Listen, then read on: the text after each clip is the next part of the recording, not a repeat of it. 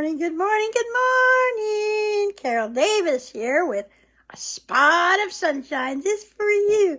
So today is number 4 post-op, and I'm starting to feel like me again. Last night was the first night I slept the whole night like a real person. No waking up, no weird, scary dreams.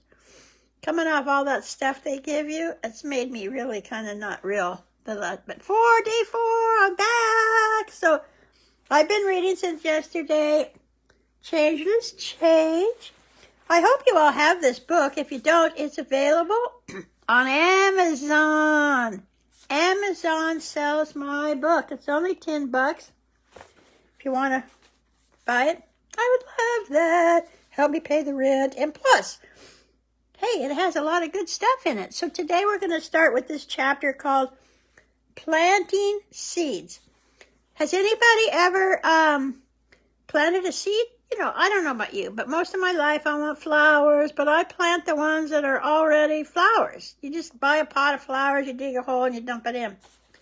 And I think in 1980, I bought a new house, and I decided it was brand new, so there was no landscaping, and I decided I wanted to plant plants from seeds. That's really what that experience inspired this chapter, which is why I tell you that boring story. And so I'm just going to start reading, That was really good. If you've never done it, just try, even if you do it in a cup. If you're not going to worry, you put it in your yard. Plant something from a seed. Fascinating. Here you go. Planting seed, or subtitle, New Ideas. I planted my first garden from seeds. Wow, what a project that was. Every day I went to my garden and stared at it, wondering how long it would be before a flower popped up. I watered my seeds and I fed them and I waited. I'd get up. The first thing I did, I grabbed my copy and go out to my garden and just stare. After a few weeks, still nothing. I was so disappointed. I wanted to dig up the dirt to see if something was happening under the surface. But I continued to wait, and one day when I was not looking, flowers started to break through the soil. Of course, when I wasn't looking. How about you? Oh, no, the water never boils when I'm looking at it, right? So I was so happy. At that very moment, I knew I had learned to trust. To trust the process of an intelligence greater than me that expresses itself in me and in you and in those little seeds. How could each seed know what it should grow up to be if that were not the case? When we plant ideas into the universe, it often takes time for our thoughts to bloom or to manifest our visions. That does not mean nothing is happening. Sometimes when we plant seeds, it looks like dirt for a long time. No worries, the dirt is also part of the circle. Once my seeds grew into beautiful, recognizable flowers, the weeds somehow, without my permission, also appeared. Another lesson. So, next chapter. Don't you like this fun book? I mean, you just pick the book up and turn to any page. That's why it's fun. Plus, it's profound. Don't you agree? Pull the weeds while they are still small. Duh. Tending to our gardens includes pulling up the weeds at the roots while they are still small enough to handle. See, we're talking about the garden of our soul and our subconscious mind here. I love using all these analogies. Initially, or whatever they're called. Because old ideas can be like weeds, right?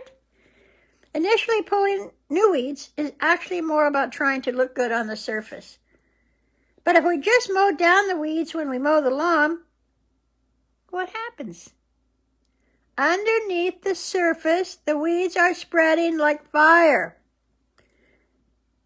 They are spreading and getting thicker and stronger. Wow. All too soon, there is a serious problem and tons more work to do because the weeds have overgrown the lawn. No more faking it now. No more looking good on the surface. The jig is up. So, kind of next chapter. Speaking of looking good on the surface, and so more about the weeding, actually. I love watching ducks glide across the water. You ever think about that? They just glide. How are they moving? They just looks like they're motionless. They just glide. It appears to be so effortless. But we do not see below the surface where their little web feet are just paddling like crazy. How about you? You are calm, serene, and all together on the outside. Underneath the surface, are you paddling like crazy? Too many of us are simply trying to stay afloat and look good. Like the ducks, right? Just paddling, treading water. Other folks really are at peace because they have worked hard beneath the surface, weeding, searching, unpacking, evaluating, trashing. So don't wait to do your weeding. You delay, you pay. Tend to the garden that is you daily. Dig up and discard the weeds of your being every day. It is not only easier to keep up with the task daily, but you might also save money on trips to doctors and pharmacies and psychiatrists. This is the circle of your life.